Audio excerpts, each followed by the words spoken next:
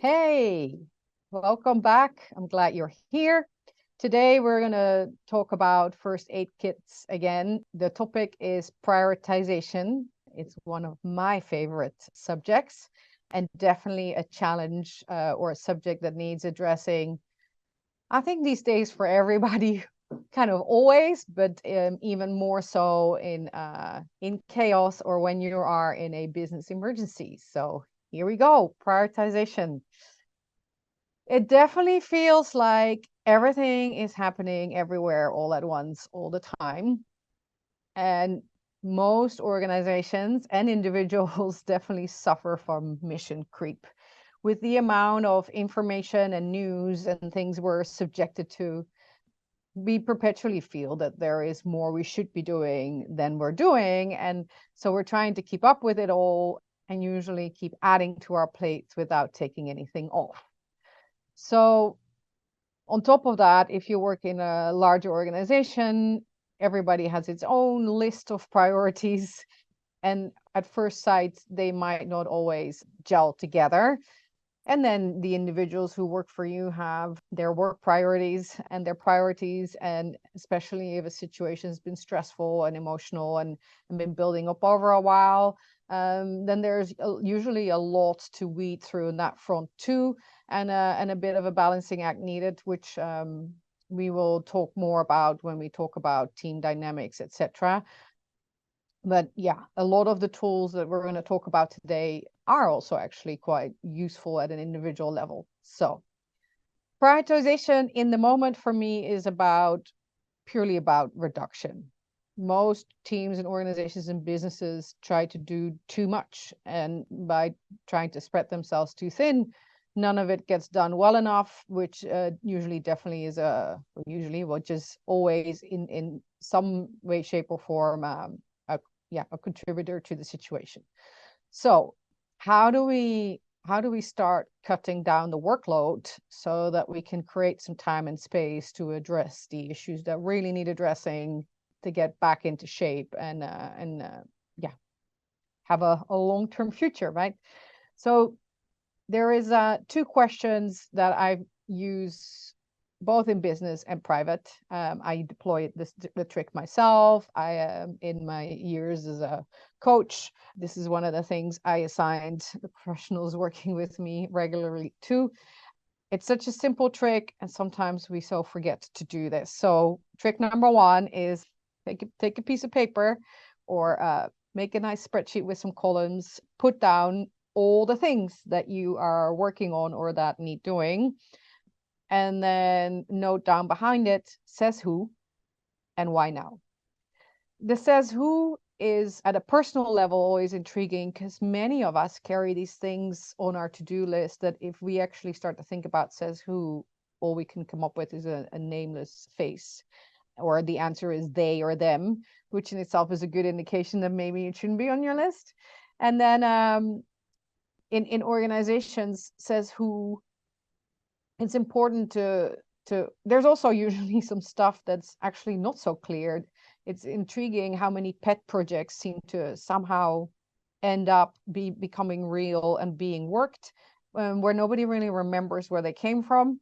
So it's a useful tool to actually figure out and say, okay, this is coming from stakeholders, or this is from whoever holds the purse strings, or this is coming from the legislator. So yeah, there is definitely good reasons to have some of these things on the list, but being reminded as to who is the main driver behind this being a priority also starts to show you where there's maybe room to change deadlines, or room to go back and clarify, or room to renegotiate that scope or have a conversation. And there is for sure also in the business environment usually stuff that then immediately can be scrapped off the list. So that's nice, right? Taking some stuff off in a moment that everything is overwhelming is always helpful. And it's also such a powerful tool towards your team and your staff, saying, hey, I'm willing to let go of some things to create the space and the capacity to do what we need to do. It's a huge trust builder and sometimes a confidence builder too. Then the other question, why now? Again, make insightful what creates the pressure or the deadline. What is it, and do you need the whole piece of work for that, or is the why now driven by that a draft version needs to go in somewhere, or are you suddenly reminded, because I've seen that happen too, that we go through this list and people put a date down and then people are like, where did that date come from? And then people go back and said, oh yeah, we didn't really have a date for this, so we just put a nominal date on it, and it was never updated, right? It's again intriguing how we're not always that good with keeping track of our decisions and the why and the how and the corporate memory of why we do what we do. So refreshing says who and why now really helps to create immediately some insight as to where you're at and what's all on that list. Then the first thing I would do is, assuming you can then move that list around a bit with kind of maybe at least categories, high, medium, and low priorities or something. Sometimes really hard to really put them in an exact 1, 2, 3, 4, 5 order, but you should be at least be able to categorize them somewhat. Then I would use your vision as a filter, right? So what is it that your business is about or your project team is about? Where do you need to go? What is it that you're supposed to deliver? And if you really look at your mission and your vision and then look at the priorities, does that change the list? And usually it does. And it helps again to kind of get more clarity on the priority and the order. And it at least should move some stuff to the, let's see if we can convince whoever we got this priority from that maybe it isn't as high priority anymore, or maybe again you're able to take some off the list. When or if your mission and your vision are not actually helpful in doing that filter, which can happen, right? It's usually an indication that that needs work again. And that can come out, and that usually comes out that in your guts, you or your team members or even the whole group sort of knows that stuff really should be on the list. But if you really look at the vision, it isn't a fit. And it's kind of like, well, but we do need to do that. Or there sometimes is also often change or major organizational mergers or divestments, etc., often also result in emergencies or a crisis of some sort. So then it's often the case that the vision and the mission isn't really updated with the whole new structure, right? So then there's questions. There's like, well, it could be, but we're not really clear if it still fits with the new direction. So it's also useful to find that out, because that's then a set of conversations that need to be kicked off too. And you probably need to do a little bit of reframing around your mission and vision to kind of revisit that or strengthen it so that it is actually a useful tool in your navigation again. Then the other thing that usually comes up in this early stage when you're trying to cull the number of priorities that are being worked is that there's usually some hierarchy. So if you're if you're working with larger teams or larger organizations, and hence there is different people who bring their priorities to the table. So you're sitting in a leadership team meeting and everybody in the team has their own priorities with their own departments. We got to remember that whoever shouts loudest is not necessarily most right, and that whoever shouts loudest, may also be right, but maybe talking about the same thing in a different order. Maybe that doesn't sound great.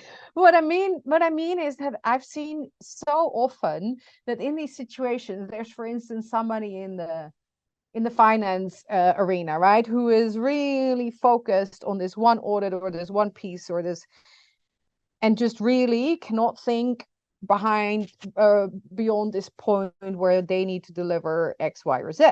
And so is talking about that, keeps bringing it up, and really is trying to make it clear to everybody that if you don't do that scope, it affects the license to operate or whatever.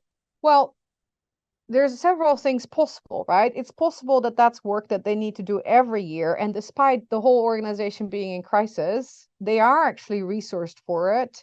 They've actually done month over month the work that leads up to it. So yeah, we shouldn't forget about it and it cannot off the list. But it's actually more of a business as usual item than an extra or additional priority. I've also seen plenty of times that there's just simply miscommunication and that there is a higher priority of pulling stuff together to make a decision on this investment deal or divestment deal, and that the left hand doesn't really hear, or in operations, for instance, doesn't really hear or recognize that that piece of financial analysis is an integral part of that. And that maybe the finance person doesn't know that you're talking about other parts of the same deal because you labeled it differently, or is not quite understood that ultimately these things go together into the same ultimate product.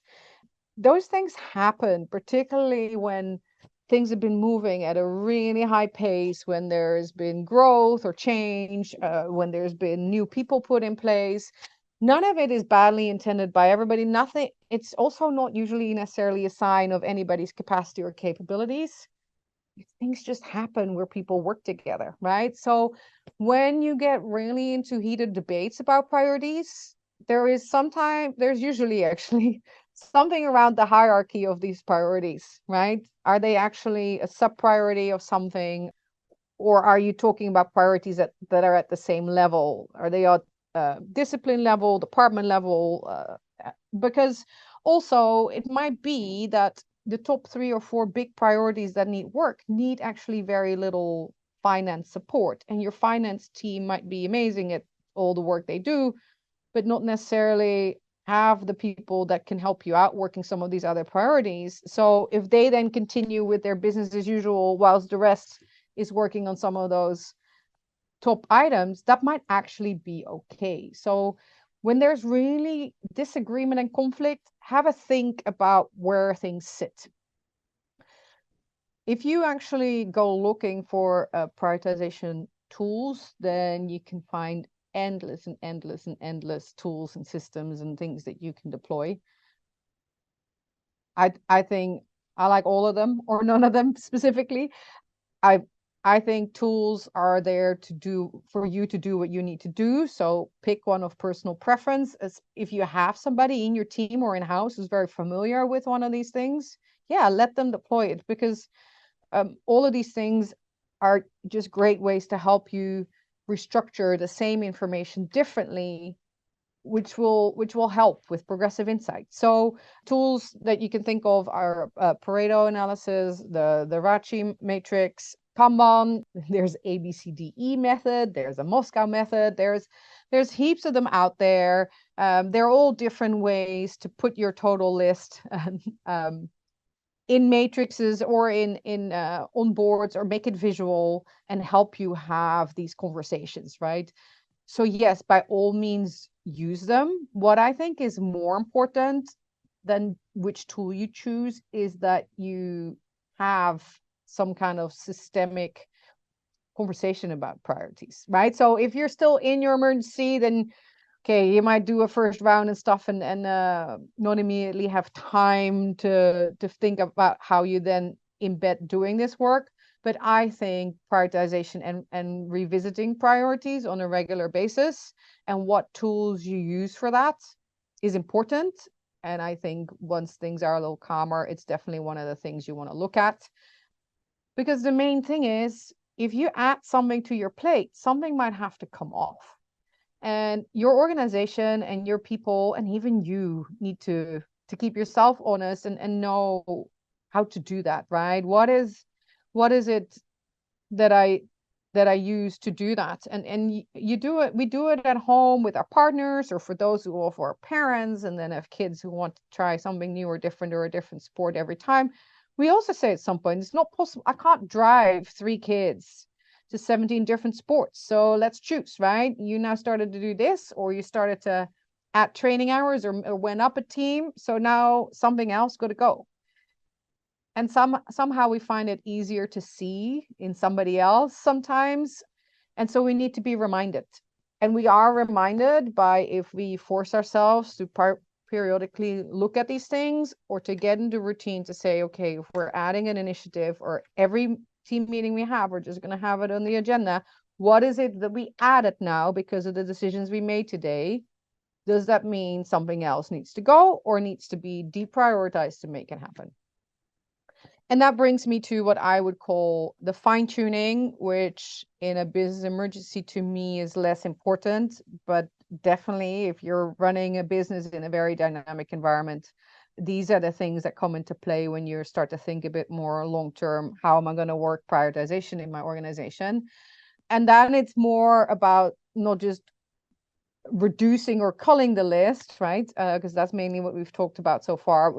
Now we're getting into, okay, how do we really have the right priorities? So if you cut the list down to, I don't know, 70% of what it was, there's probably still stuff on there that also could come off, right? And then you go into fine tuning, and things that I think come into play usually in the situations I work in, right? And the high pressure, high change, lots of dynamics.